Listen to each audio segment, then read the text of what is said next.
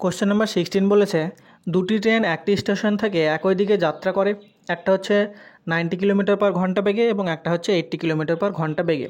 চলতে থাকলে 5 ঘন্টা পরে ট্রেন দুটির মধ্যে দূরত্ব কত হবে? তো এখানে আমাদেরকে বলেছে এরকম জায়গায় কোনো একটা যদি স্টেশন থাকে, তাহলে এই স্টেশন থেকে দুটি ট্রেন আমাদের চলতে শুরু করে।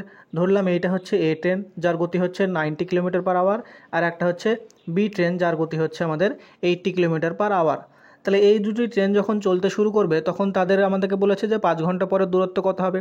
তাহলে যখন দুটি ট্রেন চলছে তখন তাদের যে মধ্যে যে রিলেটিভ স্পিড, এই রিলেটিভ স্পিডটা আমরা কাজে নেব, যেহেতু দুটি ট্রেনই গতিশীল।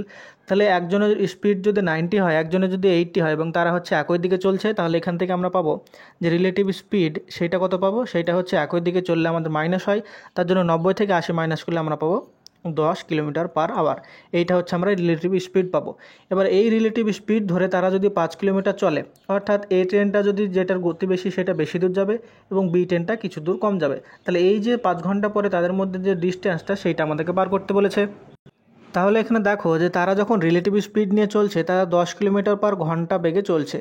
এইটার মানে হচ্ছে তারা প্রতি ঘন্টায় যে ট্রেনটার গতি বেশি সেই ট্রেনটা যেটার গতি কম সেটার থেকে 10 কিলোমিটার করে এগিয়ে যাচ্ছে। তাহলে 1 ঘন্টা যদি 10 কিলোমিটার এগিয়ে যায়, অর্থাৎ তাদের মধ্যে ডিস্টেন্সটা যদি 10 কিলোমিটার হয়, তাহলে 5 ঘন্টায় তাদের মধ্যে ডিস্টেন্সটা কত হবে? তাহলে এটা হয়ে যাবে 5 গুণিত 10, তাহলে এখানে হয়ে যাবে 50 কিলোমিটার হয়ে যাবে 5 ঘন্টা পরে তাদের মধ্যে দূরত্ব। তাহলে এখানে অপশান নাম্বার ডি হয়ে যাবে সঠিক উত্তর।